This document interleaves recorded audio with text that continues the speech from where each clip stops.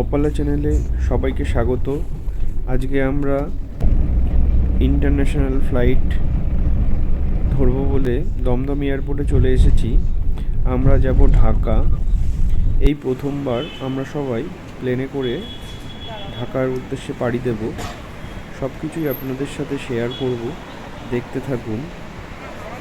এটা দমদম এয়ারপোর্ট, যেটা Netaji Subhash Chandra Bose international airport নামে পরিচিত। প্লেনে চড়ার খুঁটিনাটি বিভিন্ন তথ্য নিয়ে আমি আজকে আপনাদের বলবো। আমরা 4B গেট দিয়ে প্রথমে ঢুকে বোর্ডিং পাস নিয়ে নিলাম। আমাদের টিকিট ছিল ইন্ডিগো এয়ারে, যেটা প্রায় 1.5 ঘন্টা মতো ডিলে ছিল। এই বোর্ডটা আপনারা ঢুকে ফলো করবেন। এরকম বোর্ড অনেক জায়গায় আছে, যেখানে কোন প্লেন কোন সময় রয়েছে, কোন গেট দিয়ে ছাড়বে, যদি সেটা ডিলে হয় ডিলে লেখা রয়েছে দেখুন স্ট্যাটাসের মধ্যে, কটার সময় সেটা ছাড়বে, মানে যে টাইম ছিল দেখবেন ইওলো এস্টিমেট টাইম সেখানে লিখে দিচ্ছে যে এই সময় ছিল এই সময় হয়েছে, সেটা আপনারা ফলো করবেন। তারপর আমরা বোর্ডিং পাস হাতে পাওয়ার পর চলে গেলাম ইমিগ্রেশনের জন্য। ইমিগ্রেশন হলো খুব সহজভাবে ইমিগ্রেশন হলো, কোনো ভিড় ছিল না। কিন্তু বোর্ডিং পাসের ক্ষেত্রে একটা কাউন্টার খোলা থাকায় একটু ভিড় হয়েছিল। ইমিগ্রেশন হলো আমাদের খুব সহজভাবে হওয়ার পরে আমরা সিকিউরিটি চেকিং করে ভেতরে ঢুকেছিলাম। প্রত্যেকের ক্ষেত্রেই এই নিয়ম থাকে, প্রথমে বোর্ডিং পাস নেবেন, তারপরে ইমিগ্রেশন এবং তারপরে সিকিউরিটি চেকিং করে ভেতরে ঢুকবেন। আর বলে রাখি, আপনারা এয়ারপোর্টে ঢোকার সময় অনেকে অনেক রকম বলে, খাবার আপনারা নিয়ে ঢুকতে পারেন, বাচ্চা আছে বলে। টিফিন বক্সে খাবার নিয়ে এসেছিলাম আমরাও, এবং যেমন চিপস, কেক এই ধরনের খাবারও নিয়ে ঢুকতে দেয়। জল 250 ml জল দেয়, বেশি জল আনতে দেবে না, 250 ml পার টিকিটে ঢুকতে দেবে। এগুলো সবই হ্যান্ড ব্যাগে রাখবেন। আর ল্যাপটপ, ব্যাটারি, চার্জার এইগুলো সব আপনার হ্যান্ড ব্যাগে রেখে আপনি ভেতরে ঢুকতে পারেন সিকিউরিটি চেকিং করে। আর বাকি জিনিসপত্র সবই দিয়ে দেবেন, যেগুলো আপনার লাগেজের সাথে এয়ারে চলে যাবে যখন বোর্ডিং পাস নেবেন। দেখুন, দমদম এয়ারপোর্টের ভেতরে আমরা দুপুরবেলায় লাউঞ্জে গেছিলাম। লাউঞ্জে আমাদের 1 টাকার অ্যাক্সেস হয়েছিল, ফলে আমরা সেখানে 2 টাকার বিনিময়ে কিছু খাবার খেয়েছিলাম। খেয়ে আবার বসেছিলাম। এই যে লাউঞ্জ, ট্রাভেল লাউঞ্জ ঠিক ওপরে দোতলায় রয়েছে। অনেক বড় এয়ারপোর্ট দমদম এয়ারপোর্ট। এই দুর্গাটি এয়ারপোর্টে ইন্টারন্যাশনাল যেখান থেকে প্লেনগুলো ছাড়ে সেখানে এই দুর্গাটি রয়েছে। এটা সিলিকন দুর্গা, যেটা 2022 সালে কলকাতায় হয়েছিল। এই প্লেনটি এসে গেছে। এটি হচ্ছে 12A নাম্বার গেট থেকে আমাদের ঢাকার উদ্দেশ্যে ছেড়ে যাবে ইন্ডিগোর প্লেন। এখানে জ্বালানি ভরছে। আমরা গেটে চলে এসেছি, এবার ঢুকতে যাব। পুরো ভিডিওটি দেখুন। প্লেনের মানে পুরো জার্নিটা আপনাদের সাথে শেয়ার করব। আমরা খুব এক্সাইটেড ছিলাম।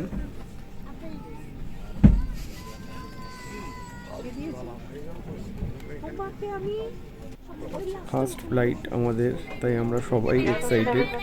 প্লেনের ভেতরটি এইরকম ছিল।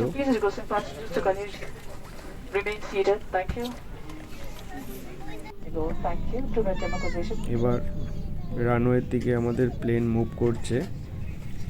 খুবই সুন্দর অভিজ্ঞতা আপনাদের সাথে শেয়ার করছি। প্লেনে যাদের শ্বাসকষ্ট আছে, প্লেনের ভেতরে সিটের ওপর দিকে মাস্কের ব্যবস্থা আছে, যেটা অক্সিজেন মাস্ক। মানে আপনার সাফোকেশন হলে অবশ্যই একটা সুইচের টিপে সেই মাস্কটা আপনি নিতে পারেন। খুব সুন্দর ব্যবস্থা। আমাদের 1.5 ঘন্টা ডিলে থাকায় প্লেনে খাবার দিয়েছিল। আর প্লেনের সামনের সিটে কিছু ম্যাগাজিন রাখা ছিল, আর নিয়মকানুন লেখা কিছু বই ছিল, যেটা ইন্ডিগো অথরিটি এটা প্রোভাইড করে।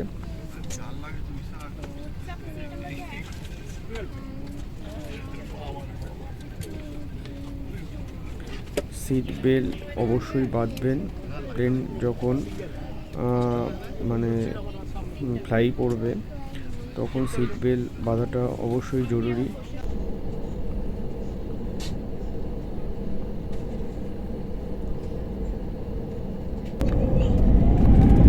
এবার যাত্রার জন্য তৈরি পুরোপুরি।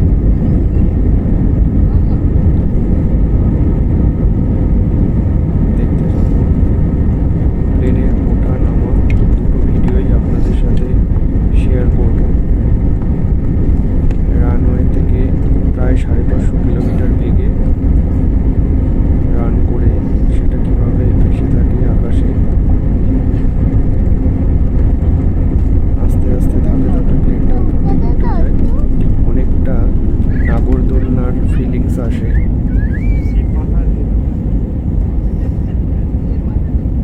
যারা গেছেন তারা তো এই অনুভূতিটা পেয়েছেন।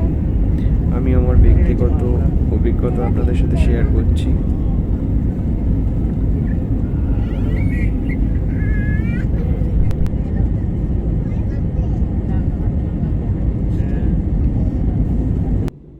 ইন্টারন্যাশনাল ফ্লাইটের ক্ষেত্রে আপনারা অবশ্যই ভিসা যদি আপনাদের মাল্টিপল হয় তাহলে আপনাদের রিটার্ন টিকিট দরকার নেই। যদি ভিসা মাল্টিপল না হয় তাহলে অবশ্যই রিটার্ন টিকিট কেটে নেবেন, নাহলে বোর্ডিং পাস দেবে না। আমার মেয়ে জাহ্নবী, সে প্লেনে উঠে খুবই আনন্দিত। সে বাইরে দেখতে ব্যস্ত।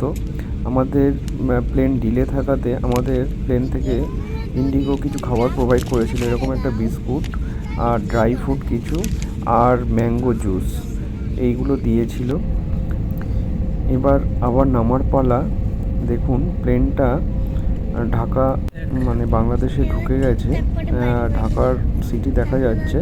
আমরা সর্বসাকুল্যে ওই 35 মিনিট উপরে ছিলাম, আকাশে ছিলাম, আর 10 মিনিট উঠতে 10 মিনিট নামতে লেগেছে। 1 ঘন্টার মধ্যে আমরা বাংলাদেশ পৌঁছে গেছি। আমাদের প্লেন বাংলাদেশের মাটি ছুঁল।